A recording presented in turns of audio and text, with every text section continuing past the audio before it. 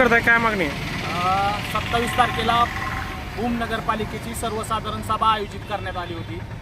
सभा आयोजित केल्यानंतर त्या ठिकाणी आम्ही ज्यावेळेस सभेला गेलो तर त्या ठिकाणी मुख्याधिकारी उपस्थित नव्हते।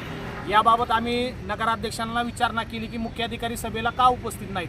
त्यांनी सांगितलं की मुख्याधिकारी गावाला गेलेले आहेत, त्यामुळं ते उपस्थित राहणार नाहीत। मग त्यांना आम्ही विचारलं की ठीक आहे, मुख्याधिकारी नसतील तर कुठल्या तरी प्रशासकीय अधिकाऱ्यांना त्यांनी चार्ज देणं अपेक्षित होतं, कारण सर्वसाधारण सभेची नोटीस ही आम्हाला 10 दिवस अगोदर सर्व नगरसेवकांना देण्यात आली होती।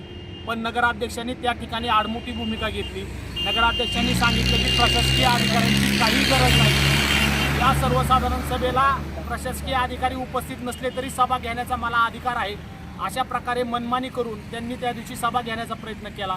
पण आम्ही 14 नगरसेवक प्लस एक आमचे स्वीकृत नगरसेवक 15 नगरसेवकांनी त्या ठिकाणी नगराध्यक्षांना अशी विनंती केली की प्रशासकीय अधिकारी नसल्यावर तुम्ही सभा घेण्याचा तुम्हाला अधिकार कुणी दिला।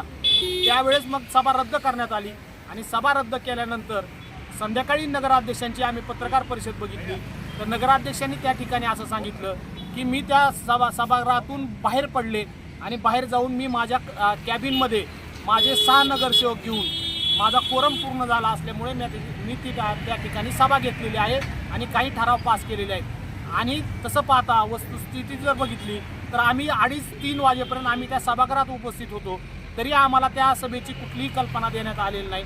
याकडे आम्ही आता जिल्हाधिकाऱ्यांकडे तक्रार केलेली आहे आणि या नगराध्यक्ष आणि त्या संबंधित मुख्याधिकाऱ्यावर कारवाई करा अशी आम्ही मागणी केली। आज जिल्हा कार्यालय धाराशिव या ठिकाणी आम्ही भूम नगरपालिकेचे 15 नगरसेवक 20 पैकी 15 नगरसेवक आज आम्ही लाक्षणिक उपोषणासाठी बसलेलो आहोत।